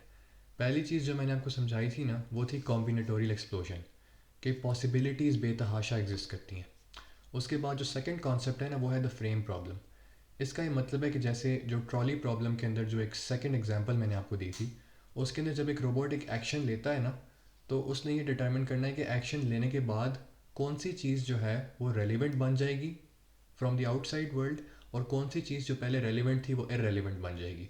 आपका जो फ्रेम है ना, जिस तरीके से प्रॉब्लम को आपने कंसीव किया है, तो वो फ्रेम किस तरीके से आपके एक्शंस लेने के बाद तब्दील हो जाएगा। उसके बाद जो तीसरा कॉन्सेप्ट है वो थोड़ा ज़्यादा डीप है। वो ये है कि कौन सी चीज़ जो है ना वो रेलिवेंट कंसिडर करनी है इन द फर्स्ट, यानी कि जब आप चीज़ों को परसीव करेंगे ना, तो उस टाइम पे दुनिया एक स्ट्रक्चर्ड वे में आपके सामने अपीयर होनी चाहिए। तो वहाँ पे किस तरीके से डिसाइड करना है कि क्या चीज़ रेलिवेंट है, क्या चीज़ नहीं है। एनालिसिस का तो टाइम ही नहीं है। जो आपको डाटा आ रहा है दुनिया का, वो ऑलरेडी एक स्ट्रक्चर्ड वे में आपके सामने प्रेजेंट होगा, क्योंकि डाटा को आप एक न्यूट्रल ऑब्जेक्टिव वे में ले ही नहीं सकते। डाटा तो इन्फिनिट है, वो एक इन्फिनिट डिफरेंट इंटरप्रिटेशंस के साथ इंटरप्रेट हो सकता है। जैसे मैंने आपको ओल्ड वुमन और यंग वुमन की एग्जांपल दी, तो वो एक इंटरप्रिटेशन है ना, जिस तरीके से data as a whole structure हुआ है। तो आपने उस होल को ए प्रायोरी तरीके से ना किस तरीके से डिटर्मिन करना है। अब इसमें ना मैं चाहता हूँ कि आप एक और चीज़ नोटिस करें, जो कि ये जो सिंबॉलिक एआई का प्रोग्राम है ना, ये एक तरह से ना सबस्ट्रेट इंडिपेंडेंट है। अब सबस्ट्रेट इंडिपेंडेंस का क्या मतलब है? इसका ये मतलब है कि ये इस चीज़ पे डिपेंड नहीं करता कि सिस्टम किस हार्डवेयर के ऊपर इम्प्लीमेंट हुआ हुआ है। जैसे कि अगर देखा जाए तो जो कंप्यूटर्स हैं वो सिलिकॉन चिप्स के ऊपर इम्प्लीमेंट हुए हुए हैं, और जो हमारी इंटेलिजेंस है, इंसानों की इंटेलिजेंस, वो हमारे ब्रेन और बॉडी के ऊपर डिपेंड करती है। तो जो हमारी ब्रेन और बॉडी है वो तो सिलिकॉन चिप्स की नहीं बनी हुई, वो तो एक बायोलॉजिकल सबस्ट्रेट है, वो तो सेल्स की बनी हुई है। तो जो सिंबॉलिक एआई का क्लेम है ना, वो ये है कि अगर एक आपके पास एक जनरल प्रॉब्लम सॉल्वर है ना, जो कि वो क्लेम करते हैं कि एक फंडामेंटल लेवल के ऊपर जाके एक सिम्बल्स को प्रोसेस कर रहा है, तो उसके लिए ना इसकी एम्बॉडीमेंट मैटर नहीं करती। यानी कि ये मैटर नहीं करता कि वो किस सबस्ट्रेट के ऊपर इम्प्लीमेंटेड है। वो एक प्योरली एब्स्ट्रैक्ट सिस्टम है, ठीक है। उसके अंदर उसकी जो बॉडी है ना, उसकी जो फिजिकल इम्प्लीमेंटेशन है, उसका कोई अमल दखल नहीं है। ये जो लैक ऑफ एम्बॉडीमेंट है ना, इसके बारे में अगर आप सोचें ना, तो जिस तरीके से दुनिया को कंसीव किया है ना, कि दुनिया जो है ना वो एक कॉन्टेक्स्ट इंडिपेंडेंट वे के अंदर एक ऑब्जेक्टिव फैक्ट्स का मजमूआ है, और हम सिम्बल्स के थ्रू दुनिया को प्रोसेस कर सकते हैं। तो ये चीज़ ना थोड़ी थोड़ी सी मिलती है कि इसके अंदर भी आप देख रहे हैं कि ये जो सिंबॉलिक एआई की जो अपनी इंस्टेंशिएशन है ना, वो भी ऑब्जेक्टिव है और वो कॉन्टेक्स्ट इंडिपेंडेंट है, वो एम्बॉडीमेंट पे डिपेंड नहीं करती। तो गोफाई जो है ना वो बॉडी को इग्नोर कर सकती है, क्योंकि उसने ऑलरेडी इंटेलिजेंस को इस तरीके से डिफाइन कर लिया है कि इंटेलिजेंस सिर्फ डिसएम्बॉडीड सिंबल मैनिपुलेशन का नाम है। अब हम बात करते हैं कॉन्सेप्ट्स की। तो गोफाई के अंदर ना जो कॉन्सेप्ट्स हैं ना, बेसिकली वो एक फीचर लिस्ट से रिप्रेजेंट हो सकते हैं। यानी कि जब आपने एक कॉन्सेप्ट बनाना है ना, तो क्योंकि आप प्रोपोजिशनल स्टेटमेंट से डील कर रहे हैं, आप जो है फैक्ट से डील कर रहे हैं, आपके पास एक तरीका होना चाहिए उन फैक्ट्स को रिप्रेजेंट करने का। यानी कि आप प्रोपोजिशनल स्टेटमेंट्स को इस्तेमाल करके फैक्ट्स को रिप्रेजेंट करवाएंगे। तो जब भी आप किसी कॉन्सेप्ट की बात करेंगे ना, आप उसकी एसेंस के पीछे जाएंगे। तो एसेंशियलिज्म के बारे में थोड़ी सी बात कर लेते हैं। तो एसेंशियलिज्म के मुताबिक ना हर कॉन्सेप्ट के पीछे ना एक set of necessary and sufficient conditions होता है, कि जो कि ये डिफाइन करती हैं कि उस कॉन्सेप्ट की डेफिनेशन क्या है। जैसे कि मैं आपको एग्जांपल दूं कि कुछ चीज़ें होती हैं जिनकी एक बड़ी एक वेल डिफाइंड किस्म की एसेंस वाकई एग्जिस्ट करती है। जैसे कि ट्राइंगल। अब ट्राइंगल जो है उसकी 3 साइड्स होती हैं, ठीक है, और 3 एंगल्स होते हैं। तो इससे आप ट्राइंगल की एसेंस को डिफाइन कर सकते हैं। लेकिन ना बहुत सारे ऐसे कॉन्सेप्ट भी होते हैं कि जिनकी कोई एसेंस एग्जिस्ट नहीं करती। तो इस चीज़ के बारे में ना विटगेनस्टाइन का काफ़ी काम है। विटगेनस्टाइन की थ्योरी है अबाउट फैमिली रिजेम्बलेंसेस। वो एक क्लेम करता है कुछ ऐसे कॉन्सेप्ट्स हैं जैसे द कॉन्सेप्ट ऑफ गेम। अब गेम एक ऐसा कॉन्सेप्ट है कि आप कभी भी ना उसकी एसेंस डिफाइन नहीं कर सकते। यानी कि अगर आप सारी की सारी एग्जांपल्स को कंसिडर करें ना, कि अपने सोशल प्रैक्टिसेस के अंदर ना हम गेम के वर्ड को किन किन कॉन्टेक्स्ट के अंदर इस्तेमाल करते हैं, किन किन सिचुएशंस को ना हम गेम कंसिडर करते हैं, तो उसकी अगर हम एक set of necessary and sufficient conditions निकालें, तो हमेशा आपको ना उसकी एक्सेप्शंस मिलेंगी। आप कभी भी ना उसकी एसेंस को पिन डाउन नहीं कर सकते। आपके पास हमेशा एक ओवरलैपिंग सेट ऑफ सिमिलैरिटीज़ आएगा। तो इससे हमें ये अंदाज़ा होता है कि कुछ ऐसे कॉन्सेप्ट्स हैं कि जिनकी वाकई एक डेफिनेशन पॉसिबल नहीं है, वो प्रोटोटाइप्स के ऊपर बेस्ड हैं। अब जो प्रोटोटाइप्स है ना, बड़ा इंटरेस्टिंग एक कॉन्सेप्ट है। अगर मैं आपको एम्पिरिकल साइकोलॉजी से एक एग्जांपल दूँ ना, तो एक साइंसदान है एलिनर रोश। तो उन्होंने अपने एक्सपेरिमेंट्स के अंदर ना ये चीज़ फाइंड आउट की कि इंसान जो है ना वो किस तरीके से अपने कॉन्सेप्ट्स को डिटरमिन करते हैं। तो उनके एक्सपेरिमेंट्स के अंदर ना आपके सामने ना कुछ इमेजेस फ्लैश होती हैं, और आपने ना ये बताना होता है कि ये बर्ड है या बर्ड नहीं है। तो ये एम्पिरिकली देखा गया कि अगर वो बर्ड थोड़ा रॉबिन टाइप का होगा ना, तो लोगों का कम रिएक्शन टाइम होगा उसको बर्ड क्लासीफाई करने में, और अगर वो पेंगुइन टाइप होगा ना, तो थोड़ा सा ज़्यादा रिएक्शन टाइम होगा। यानी कि हम ना सिमिलैरिटी जजमेंट्स कर रहे होते हैं। हमारे जेन में ना एक बड़ी फजी किस्म की ना एक पिक्चर होती है कि कि what an ideal bird is suppose to look like. ठीक है, एक आइडियल बर्ड जो है ना उसकी क्या, वो कैसा होगा। और हम फिर क्या करते हैं कि जो हमारे सामने एग्जांपल्स पेश हो रही होती हैं ना, उनको हम उससे कंपेयर कर रहे होते हैं कि वो कितना सिमिलर है या डिसिमिलर है। तो जो सिंबॉलिक एआई है ना, उसके अंदर ये कैपेसिटी नहीं है कि वो कॉन्सेप्ट्स की जो फजीनेस है ना उसको वो कैटर फॉर कर सके। तो अगर गोफाई ने दुनिया को as a list of facts के तरीके से रिप्रेजेंट करवाना है, मसला ये है कि अगर वो किसी तरीके से सारी की सारी फैक्ट्स को रिप्रेजेंट करवा भी देना, फिर भी जो कॉन्सेप्ट्स हैं ना, सारे के सारे कॉन्सेप्ट्स जो है ना उनकी क्लीन डेफिनेशंस नहीं होती, कुछ कॉन्सेप्ट्स फजी होते हैं। तो जब आपने फैक्ट्स के थ्रू सब चीज़ें रिप्रेजेंट करवानी तो आप उन कॉन्सेप्ट्स को किस तरीके से रिप्रेजेंट करवाएंगे। अब जब हमने सिंबॉलिक एआई की थोड़ी सी क्रिटिक कर लिया ना, अब हम आते हैं न्यूरल नेटवर्क्स पे। तो न्यूरल नेटवर्क्स की अगर मैं आपको डेफिनेशन दूँ ना, एक neural network is just a function that maps inputs to outputs through layers of weighted connections. यानी कि अगर आप अपनी स्क्रीन के ऊपर इस डायग्राम को देखें तो इसके अंदर कुछ नोड्स हैं और वो नोड्स जो हैं वो आपस में कनेक्टेड हैं। हर जो कनेक्शन होगा ना उसका एक वेट होगा। ये जो न्यूरल नेटवर्क्स का पैराडाइम है ना, इसे कहते हैं स्कूल ऑफ कनेक्शनिज्म। तो सबसे पहले 1956 के अंदर एक रोजनब्लैट रिसर्चर थे, उन्होंने एक परसेप्ट्रॉन प्रोग्राम बनाया जो कि एक वन लेयर न्यूरल नेटवर्क था। तो वो बेसिकली चाह रहे थे कि वो ह्यूमन ब्रेन को सिमुलेट करें, यानी कि बायोलॉजी के अंदर जिस तरीके से हमारा माइंड फंक्शन करता है ना, उससे इंस्पायर होकर ऐसे आर्किटेक्चर्स बनाएं कि जिसके थ्रू ना वो न्यूरल एक्टिविटी को सिमुलेट कर। तो ये जो पैराडाइम है ना, ये बेसिकली हेबियन लर्निंग के ऊपर बेस्ड है।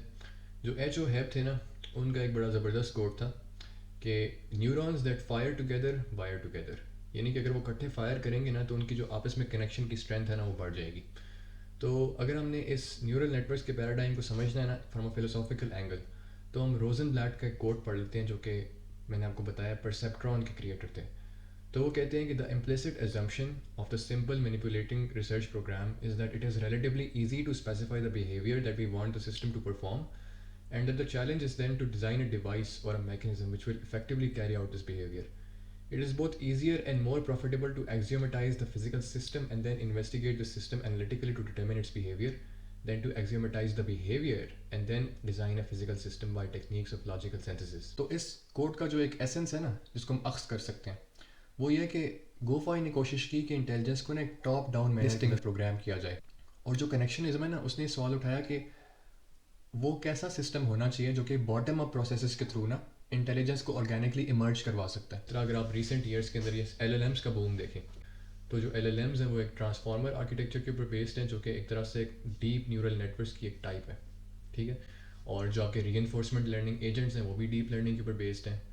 तो इसके अंदर आप ये नहीं करते कि आप दुनिया की फैक्ट्स को ना सिम्बॉलिकली रिप्रेजेंट करवाएं, आप प्रोपोजिशंस के थ्रू ना स्टेट्स ऑफ अफेयर्स को मैप नहीं करते।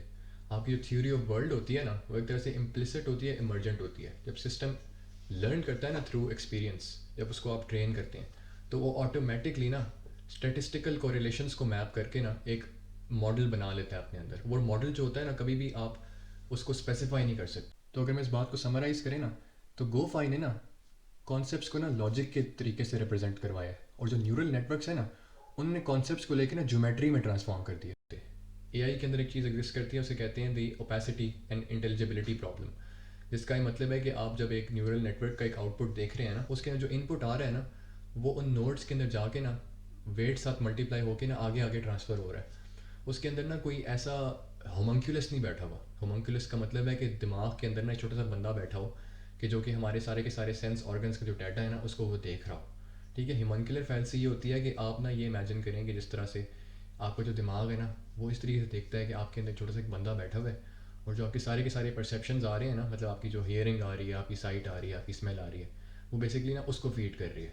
तो वो होमंक्यूलर फैलेसी इसलिए है क्योंकि अगर हम उस बंदे की बात करें तो वो बंदा कैसे देख रहा है, क्या उसके भी अंदर एक छोटा सा बंदा बैठा हुआ है उसके दिमाग में। तो ओपेसिटी की मैं आपको एग्जांपल देता हूँ। अगर मैं न्यूटन्स F=ma की बात करूँ, तो ये एक ऐसा फॉर्मूला है जिसके अंदर अगर आप वैल्यूज़ डाल के ना एक आउटपुट निकालें ना, जैसे कि मैंने फोर्स और मास की वैल्यू डाली और मेरे पास एक्सेलरेशन आ गई है उसमें, उसके अंदर ना मुझे पता है कि फार्मूला किस तरीके से काम कर रहा है। ये एक तरीके से ना एक्सप्लेनेबल है। मुझे पता है फोर्स क्या होती है, मुझे पता है मास क्या होता है, मुझे पता है एक्सेलरेशन क्या होती है, और मुझे पता है कि किस रिलेशन के थ्रू ना ये सारे के सारे फैक्टर्स आपस में रिलेटेड हैं। लेकिन अगर हम न्यूरल नेटवर्क की बात करें ना, तो उसके अंदर सिर्फ 3 पैरामीटर्स नहीं होते, उसके अंदर 200 बिलियन पैरामीटर्स भी हो सकते हैं। तो उसके अंदर ना ये चीज़ एक्सप्लेन नहीं हो सकती कि न्यूरल नेटवर्क का जो आउटपुट आया ना वो किस रीज़न की वजह से आया। तो ये उसकी ना ओपेसिटी या फिर इंटरप्रेटेबिलिटी प्रॉब्लम है। तो आप उससे ये पूछ नहीं सकते कि उसने जो फ़ैसला किया है ना वो किन कंसिडरेशंस को उसने मद्देनज़र रख के किया है। एक तरह से आप एक्सपेक्ट कर रहे हैं कि एक होमनक्यूलस उसके अंदर से निकल के आएगा और आपको एक्सप्लेन करेगा कि मैंने फैसला क्यों किया, लेकिन होमनक्यूलस तो अंदर एग्जिस्ट ही नहीं करता। ठीक है, अब यहाँ पे मैं थोड़ी सी नुआंस मेंशन कर देता हूँ। न्यूरल नेटवर्क्स को भी ना एनालाइज करने के कुछ तरीके हैं कि जिनके थ्रू ना आप ये डिटरमिन कर सकते हैं कि न्यूरल नेटवर्क के किस लेयर के अंदर कौन सी जो इमर्जेंट रिप्रेजेंटेशंस है ना, उनका ज़्यादा रोल था किसी आउटपुट को जनरेट करने के अंदर। अब होमनक्यूलस को एक्सप्लेन करने के लिए ना मैं आपको एक और थॉट एक्सपेरिमेंट्स इंट्रोड्यूस करता हूँ। इसे कहते हैं द चाइनीज़ रूम आर्ग्यूमेंट। तो चाइनीज़ रूम आर्ग्यूमेंट के अंदर आप इमेजिन करते हैं कि आपके पास एक कमरा है और कमरे की ना दो खिड़कियाँ हैं। कमरे के अंदर एक बंदा बैठा हुआ है और उस बंदे को चाइनीज़ नहीं आती, लेकिन आप पहली वाली खिड़की से ना एक चाइनीज़ में मैसेज अंदर पास करते हैं। अब उसके पास ना एक रूल बुक पड़ी हुई है जो कि उसको बताती है कि जो भी उसके पास मैसेज आएगा ना चाइनीज़ में, उसको उसने किस तरीके से मैनिपुलेट करके ना एक आउटपुट में कन्वर्ट करना है, और जो आउटपुट होगा ना वो भी एक चाइनीज़ का सेंटेंस होगा। अब ये सीन है कि वो जो बंदा है, क्योंकि उसको खुद चाइनीज़ नहीं आती, वो सिर्फ सिंबल मैनिपुलेशन कर रहा है रूल्स के मुताबिक, यानी वो गोफा है। ठीक है, तो जब वो एक इनपुट सेंटेंस को आउटपुट सेंटेंस में कन्वर्ट करेगा ना, तो बाहर जो लोग बैठे हुए हैं ना, वो ये समझेंगे कि शायद ये कमरा जो है ना इंटेलिजेंट है, इसको चाइनीज़ आती है। क्योंकि आप ये इमेजिन कर सकते हैं कि हो सकता है कि जो अंदर इनपुट जाता हो ना, वो एक तरह से एक सवाल हो चाइनीज़ के अंदर, और जो आउटपुट जाता हो वो एक जवाब हो उस वाले सेंटेंस का। तो एक तरह से एज अ होल अगर सिस्टम को देखें, उसको आप एक ब्लैक बॉक्स बना के देखें, तो अगर आप सिर्फ इनपुट और आउटपुट को देखें तो आप ये इमेजिन कर सकते हैं कि रूम जो है ना वो चाइनीज़ को समझता है, लेकिन उस रूम के अंदर क्या है, एक बंदा बैठा हुआ है, और वो बंदा जो है वो सिंबॉलिक रूल मैनिपुलेशन कर रहा है सिर्फ। तो उस बंदे को खुद जो है ना वो चाइनीज़ नहीं आती। तो अब इस वाले आर्ग्यूमेंट को ना आप दो डिफरेंट तरीक़ों से कंसिडर कर सकते हैं। पहला जो व्यू है वो ये कहता है कि जो रूम है ना वो इंटेलिजेंट नहीं है, उसके अंदर ट्रू अंडरस्टैंडिंग नहीं है, वो जो भी काम कर रहा है ना वो सिर्फ जो है ना वो रूल मैनिपुलेशन है, उसके पास कोई अंडरस्टैंडिंग नहीं है जो वो काम कर रहा है उसकी। तो अगर एक एलएलएम को देखें, एक न्यूरल नेटवर्क को देखें, तो उसके अंदर भी तो यही हो रहा है ना कि उसके अंदर सिर्फ जो है वो कैलकुलेशंस हो रही हैं। जिस तरीके से आप एक चैटबॉट से बात कर रहे होते हैं ना, तो चैटबॉट आपको जो है ना एक इंटेलिजेंट आउटपुट दे रहा होता है। तो इस आर्ग्यूमेंट के मुताबिक वो असल में इंटेलिजेंट नहीं है, क्योंकि वो भी बेसिकली अंदर से यही कर रहा है। जो इनपुट है ना वो इंग्लिश में है, जो आउटपुट है वो भी इंग्लिश में है, लेकिन अंदर जो चीज़ हो रही है ना वो इंग्लिश में नहीं है। वो बेसिकली वर्ड्स को ना वेक्टर्स में कन्वर्ट कर रहा है, और वेक्टर्स को जो है ना एक सिमेंटिक लेटेंट स्पेस के अंदर ना मैनिपुलेट कर रहा है और फिर एक आउटपुट निकाल रहा है। वो एक नेक्स्ट टोकन प्रेडिक्टर है। एलएलएम्स के ऊपर भी कभी डिटेल में बात करेंगे, फिलहाल मैं आपको एक छोटी सी समरी दे रहा हूँ। तो उस तरह से ना हम ये कह सकते हैं कि इस तरह के सिस्टम्स जो है ना वो ट्रू अंडरस्टैंडिंग पोजेस नहीं करते। जो एक एलएलएम है ना उसके शुरू में मीनिंग एग्जिस्ट करता है और उसके आउटपुट में मीनिंग एग्जिस्ट करता है, लेकिन उसके अपने लिए एग्जिस्ट नहीं करता। वो चाइनीज़ रूम की तरह एक्ट करता है कि शुरू में जब उसको सेंटेंस दे रहे हैं तो वो एक ह्यूमन के लिए एक मीनिंगफुल सेंटेंस है, और जो एंड पे आउटपुट आ रहा है वो भी ह्यूमन के लिए एक मीनिंगफुल सेंटेंस है, लेकिन अंदर जो प्रोसेसिंग हो रही है ना वो एक चाइनीज़ रूम की तरह है। लेकिन अगर आप इसको सिंबॉलिक एआई से कंपेयर करें ना, तो फिर भी ना इसके अंदर एक बड़ा सटल सा चेंज है। वो चेंज ये है कि एक तरह से ना आप इसके अंदर कॉन्सेप्ट्स को ना एज प्रोटोटाइप्स एम्बेड कर सकते हैं। हमने ना एक तरह से लॉजिक को ना ज्योमेट्री में कन्वर्ट कर दिया। इसके अंदर क्या होगा कि बजाय कि हम कॉन्सेप्ट को ना एक्सप्लिसिटली अंदर इनकोड करें, जो आपका सिस्टम है ना वो उस कॉन्सेप्ट की एग्जांपल्स के ऊपर ट्रेन होगा, जो उसका अपना स्ट्रक्चर है ना वो इस तरीके से ट्रांसफॉर्म होगा कि वो ना एक तरह से एक रिप्रेजेंटेशन बन जाएगा उस कॉन्सेप्ट की, कि जिस कॉन्सेप्ट को आप उसको सिखाना चाह रहे थे। और फिर क्या होगा कि आप जो भी उसकी नई एग्जांपल देंगे ना ट्रेन करने के लिए, वो नई एग्जांपल जो है ना सटल तरीके से ना सारे के सारे नेटवर्क को थोड़ा सा चेंज करेगी। तो उस तरीके से ना आपके पास एक फजी सा कॉन्सेप्ट आ जाएगा जिससे आप फिर सिमिलैरिटी जजमेंट्स कर सकते हैं।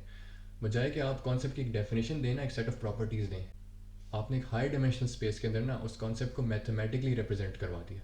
तो यहाँ पे ना एक और सवाल उठता है कि जिस तरीके से हमने चाइनीज़ रूम आर्ग्यूमेंट की बात की है ना, तो चाइनीज़ रूम आर्ग्यूमेंट के अंदर ना आप ये कह सकते हैं कि उस सिस्टम जो है ना वो सिमेंटिक अंडरस्टैंडिंग जो है ना वो पोजेस नहीं करता। ये नहीं कि वो मीनिंग नहीं समझता, कि जब वो काम कर रहा है ना वो सिर्फ कैलकुलेशंस कर रहा है, तो वो तो एक्चुअली उस चीज़ को नहीं समझता कि जो कि वो करना चाह रहा है। लेकिन ना उसके अंदर एक स्ट्रक्चरल वैलिडिटी फिर भी है। यानी कि ऐसा है कि आपने जिस तरीके से अपने नेटवर्क को ट्रेन किया, नेटवर्क ने ना जो ह्यूमन लैंग्वेज के अंदर जो एक स्ट्रक्चर एग्जिस्ट करता है ना उसको उसने इम्प्लिसिटली लर्न कर लिया। यानी कि बजाय कि आप एक आपके पास एक नॉर्म चॉम्स्की वाली ग्रामर हो ना, आपने क्या किया कि आपने लैंग्वेज की एग्जांपल्स देख देख के ना ह्यूमन टेक्स्ट के ऊपर अपने आप को फीड करवा करवा के जो एक स्ट्रक्चर ऑफ लैंग्वेज था ना उसको आपने इम्प्लिसिटली लर्न कर दिया। इम्प्लिसिट का मतलब है कि आपने एक्सप्लिसिटली उसके अंदर कोई रूल्स नहीं डाले। ठीक है, जिस तरीके से मैं आपको एग्जांपल दी ना कि जो इंसान की अपनी इंटेलिजेंस है वो रेलेवेंस रियलाइजेशन करती है, यानी जिस तरीके से उसकी परसेप्शन फिल्टर होकर उसके अंदर आती है ना वो भी ऑलरेडी स्ट्रक्चर्ड होती है। उसके बाद प्रॉब्लम्स को सॉल्व करने के लिए भी हम अपने कॉमन सेंस को इस्तेमाल करके ये डिटर्मिन करते हैं क्या चीज़ रेलेवेंट है और क्या चीज़ इरेलीवेंट है। तो जो एक न्यूरल नेटवर्क है ना या फिर एक एलएलएम है, तो वो भी आपको ना एक तरह से एक स्ट्रक्चरली सिमिलर एक प्लॉजिबल सा आंसर दे रहा होता है। बहुत सारी सिचुएशंस के अंदर जो आप चीज़ उससे डिमांड कर रहे होते हैं ना, आपको उसके लिहाज से ही वो एक आउटपुट दे रहा होता है। तो क्या उसके पास ये कॉम्बिनेटोरियल एक्सप्लोजन वाली प्रॉब्लम नहीं होती? क्या उसको नहीं डिटर्मिन करना पड़ता कि क्या चीज़ रेलिवेंट है और क्या चीज़ नहीं है? वो एक तरह से ना इस प्रॉब्लम को साइड स्टेप कर लेता है, क्योंकि एक तो ना वो फैक्ट्स को मैनिपुलेट नहीं कर रहा, इम्प्लिसिट डिफ्यूज मॉडल उसके अंदर स्प्रेड हो गया। वो जो रिप्रेजेंटेशन है ना, वो एक लिस्ट ऑफ कॉन्सेप्ट्स नहीं है, बल्कि वो स्प्रेड आउट है उसके पूरे के पूरे आर्किटेक्चर में। वो एज अ होल जो है ना, वो उन सारी की सारी ह्यूमन बायसेस का ना एक तरह से एक मिरर है। कि ह्यूमंस जब सेंटेंसेस को इस्तेमाल करते हैं तो ह्यूमंस जो है उन्होंने पहले से जो है ना ये चीज़ डिटर्मिन की होती है क्या चीज़ रेलिवेंट है क्या चीज़ नहीं है। जैसे कि ना मैं आपको एग्जांपल देता हूँ कि मैं आपको एक स्टोरी सुनाऊँ कि John went to a restaurant, he ordered a burger, he paid the check and left. तो इस वाली स्टोरी के अंदर ना बहुत सारी ऐसी इन्फॉर्मेशन है कि जो कि हम ना इन्फर कर सकते हैं, जो कि इन सेंटेंसेस के अंदर मौजूद नहीं है, लेकिन क्योंकि हम ह्यूमन बींग्स हैं ना, तो हम अपने वो एक टेबल पे बैठा होगा, उसने वेट्रेस को बुलाया होगा, या फिर उसने कियोस्क के ऊपर जाके ऑर्डर किया होगा, और उसने खाना खाने के बाद चेक को पे किया होगा, या फिर उसने अपने क्रेडिट कार्ड से पेमेंट की होगी, या उसने कैश दिया होगा, और उसके बाद खाना खाने के बाद वहाँ से निकल गया होगा। तो ये एक प्लॉजिबल साउंडिंग स्टोरी है, लेकिन इसमें से बहुत सारे ऐसे एलिमेंट्स हैं कि जो आपको मैंने स्टोरी सुनाई है उसमें नहीं थे। तो मज़े की बात यह है कि अगर आप इस स्टोरी को एलएलएम को सुनाएं ना, एलएलएम भी एक तरह से ना आपको एक प्लॉजिबल स्टोरी दे देगा। उसका शायद ये मतलब नहीं है कि एलएलएम्स के पास कॉमन सेंस आ गया, उसका ये मतलब है कि इतने ज़्यादा ह्यूमन डाटा के ऊपर एलएलएम्स को ट्रेन किया गया है ना, कि उन्होंने जो है ना ये गेस करना सीख लिया है कि जो सेंटेंसेस हैं ना उनके जो रेलिवेंट फैक्टर्स हैं ना वो क्या हो सकते हैं। जो आपके पास नेचुरल लैंग्वेज है ना, उसको ब्रेक डाउन करके आप किस तरीके से उनको ऐसे ऐसे वर्ड साथ एसोसिएट कर सकते हैं कि जो कि ह्यूमन टेक्स्ट के अंदर बहुत ज़्यादा प्रोबेबल है कि वो अपीयर होंगे, बजाय कि आप एक ऐसा सिस्टम बनाए ना कि जो कि रियल टाइम में ना रेलिवेंस को रियलाइज़ कर सके, रियल टाइम सिचुएशंस के अंदर ना रेलिवेंस डिस्कवर कर सके। आपने इस तरह का सिस्टम बनाया कि जिसने ना रेलिवेंस सारी की सारी ना रट्टा मार लिया, एक तरह से ह्यूमंस की सारी रेलिवेंट सिचुएशंस को ना उसने लर्न कर लिया, उसने पैटर्न्स लर्न कर लिए कि किस तरीके से ह्यूमंस जो है ना अपनी लैंग्वेज को इस्तेमाल करते हैं। तो यहाँ पे अगर देखा जाए ना, तो हमें समझ आती है कि चाइनीज़ रूम आर्ग्यूमेंट के मुताबिक इन सिस्टम्स के अंदर सिमेंटिक अंडरस्टैंडिंग नहीं होती, लेकिन एक स्ट्रक्चरल वैलिडिटी ज़रूर होती है। यानी कि वो जब आप उससे एक्सपेक्ट कर रहे हैं ना, बहुत सारी सिचुएशंस के अंदर आपको ना वो वाला आंसर मिल जाएगा। जो आप एक प्रॉब्लम सॉल्व करना चाह रहे हैं, जो आप उसको एक क्वेरी दे रहे हैं, जिस तरीके से आप उससे बात कर रहे हैं, आपको एक प्लॉजिबली इंटेलिजेंट आंसर दे देगा। यानी कि ना काफ़ी हद तक ना वो इंटेलिजेंस को सिमुलेट कर लेता है। तो यहाँ पे अगर अपनी बात को थोड़ा सा रीकैप करें ना, तो हमने ये देखा है कि जो आपके पास न्यूरल नेटवर्क्स हैं ना, वो थोड़े थोड़े इंसानों के साथ मिलते हैं, लेकिन आप ये भी नहीं कह सकते कि इंसान जो है वो उस तरीके से ही इंटेलिजेंट है जिस तरीके से एलएलएम है। लेकिन ह्यूमन इंटेलिजेंस के साथ ना न्यूरल नेटवर्क्स का एक बड़ा इंपॉर्टेंट डिफरेंस भी एग्जिस्ट करता है। वो ये है कि उनकी ना सिचुएटेड एम्बॉडीड इंटेलिजेंस नहीं होती। जैसे हम सिचुएशंस के लिहाज से ना रेलिवेंस को रियलाइज़ कर रहे होते हैं ना वेरी डायनामिक वे, हम कॉन्टेक्स्ट के लिहाज से ना रेलिवेंस डिस्कवर कर रहे होते हैं, जो कि मैं नेक्स्ट एपिसोड में बताऊंगा कि वो किस तरीके से पॉसिबल है। तो जो एलएलएम्स है ना और जो न्यूरल नेटवर्क्स हैं, वो बेसिकली ना जो पैटर्न्स हैं ना जो ह्यूमंस ने उनको फीड किए हैं, यानी कि एलएलएम्स के केस के अंदर हमने उनको बहुत ज़्यादा टेक्स्ट फीड किया है, तो उसके अंदर जो हमारे अपने पैटर्न्स ऑफ रेलिवेंस है ना वो एक तरीके से उसने लर्न कर लिए हैं ताकि वो प्रिडिक्ट कर पाए उनको। तो उसने रेलिवेंस को डिस्कवर करने का कोई मैकेनिज्म नहीं बनाया, उसने बेसिकली रेलिवेंस को डायरेक्टली इनहेरिट कर लिया। तो बेसिकली ना हमारी वाली इंटेलिजेंस की एक सिमुलेशन है, वो एक एम्बॉडीड सिचुएटेड मैनर की तरह ना रेलिवेंस को रियलाइज़ नहीं कर सकता। अब अगले वाले एपिसोड के मैं ना आपको छोटा सा एक टीज़र देता हूँ। मैं आपको ना एक कोट पढ़ के सुनाता हूँ by the Stanford research institute in the 1980s, कि जिन्होंने जब ये गो फाई के प्रोग्राम की सक्सेसेस और फेलियर्स को कंसिडर किया ना, तो उस रिपोर्ट का ये कहना था कि it was extremely difficult to reproduce within an internal representation the richness of an environment necessary to generate adaptive behavior. The conclusion was striking. Human beings avoid this problem because their model of the world is not an internal representation, but the world itself. In other words, rather than constructing a detailed internal model, we rely on our direct engagement with an already structured environment. तो इस वाले code को सुनाने का ये मकसद था कि पहले सबसे तो मैं आपको बताऊं कि मैंने आपको ऑलरेडी स्ट्रक्चर्ड इन्वायरमेंट का ना थोड़ा सा सेंस दिया है इस एपिसोड के, लेकिन इस चीज़ का क्या मतलब है कि their model of the world is the world itself. ये जो हम एक कार्टेशियन पिक्चर को फॉलो करते हुए आ रहे हैं कि जिसके अंदर सब्जेक्ट और ऑब्जेक्ट के दरमियान एक रिप्रेजेंटेशंस की लेयर एग्जिस्ट करती है, तो इसके मुताबिक तो हम वर्ल्ड से कट ऑफ, कांट के मुताबिक भी हम न्यूमिना से कट ऑफ हैं। तो फिर ये कैसे कह रहे हैं कि जो ह्यूमन बीइंग का एक मॉडल है, model of the world it's the world itself. तो ये तो एक डायरेक्ट रियलिज्म के ऊपर जाने वाली बात नहीं है, जिसके अंदर हम पहले बिलीव करते थे कि हम वर्ल्ड को डायरेक्टली परसीव कर रहे होते हैं। और जो हमने पूरी की पूरी डिस्कशन की है उसके अंदर आपको कहीं से भी लग रहा था कि हम इस वाले व्यू पे वापस आ सकते हैं कि हम दुनिया से डायरेक्टली कनेक्टेड हैं। और अगर डायरेक्टली कनेक्टेड है तो किस सेंस में कनेक्टेड है, हमारी जो दुनिया का मॉडल है वो कैसे द वर्ल्ड इटसेल्फ हो सकता है। तो इस कॉन्सेप्ट को ना कहते हैं बीइंग इन द वर्ल्ड, और यहाँ पे हम हाइडिगर के अंदर फाइनली एंटर हो जाएंगे। नेक्स्ट वाले एपिसोड के अंदर मैं आपको फाइनली हाइडिगेरियन कॉन्सेप्ट से इंट्रोड्यूस करवाना शुरू करूँगा कि हम उनको इस्तेमाल करके जो आर्टिफिशियल इंटेलिजेंस की लिमिटेशंस हैं उनको एक बेहतर तरीके से समझ सकें, और हम ये देख सकें कि जो हमारी अपनी इंटेलिजेंस है वो हमें क्या बताती है अबाउट आवर ओन नेचर। तो अंटिल नेक्स्ट टाइम अपना ख्याल रखें। See you in the next episode.